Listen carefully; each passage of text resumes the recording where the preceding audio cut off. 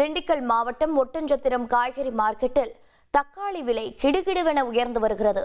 இது தொடர்பான கூடுதல் தகவல்களை எமது செய்தியாளர் மாயவன் வழங்கிட கேட்கலாம். மாயவன் வணக்கம். தற்போது தக்காளி விலை மாற்றத்திற்கான காரணம் என்ன? பொதுமக்கள், வியாபாரிகள், குறிப்பாக இல்லத்தரசிகள் இந்த விலை உயர்வு தொடர்பாக என்ன கூறுகின்றனர்? வணக்கம்.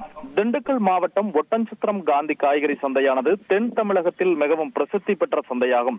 இந்த சந்தைக்கு ஒட்டன்சத்திரம் மற்றும் அதனை சுற்றியுள்ள பெரியகோட்டை, தேவத்தூர், கள்ளிமந்தயம், அம்பிளிக்கை, இடையகோட்டை, விருப்பாச்சி, வடகாடு மலை கிராமம் உள்ளிட்ட பகுதிகளில் இருந்து விவசாயிகளால் விளைவிக்கப்படும் தக்காளிகள் ஒட்டன்சத்திரம் மார்க்கெட்டுக்கு விற்பனைக்காக கொண்டு வரப்பட்டு இங்கிருந்து வியாபாரிகள் மூலம் ஏலம் விடப்பட்டு வெளி மாவட்டங்கள் மற்றும் வெளி மாநிலங்களுக்கு அதிக அளவில் ஏற்றுமதி செய்யப்பட்டு வருகிறது.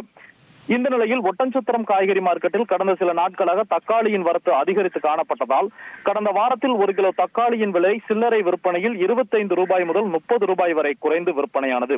தற்போது மார்க்கெட்டிற்கு வெளி மாவட்டங்கள் மற்றும் பெங்களூரில் இருந்து வரும் தக்காளியின் வரத்து முற்றிலுமாக குறைந்துள்ளதாலும் தக்காளியின் விலை உயர தொடங்கியுள்ளது.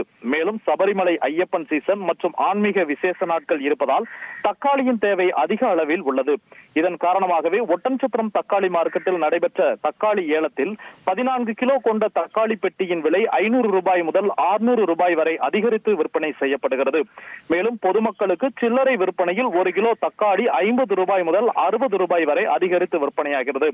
இதே நிலை தொடரும் பட்சத்தில் வரக்கூடிய காலங்களில் இன்னும் தக்காளியின் விலை உயரக்கூடும் என வியாபாரிகள் தெரிவித்துள்ளனர். உங்களுடைய தகவல்களுக்கு நன்றி மாயவன்.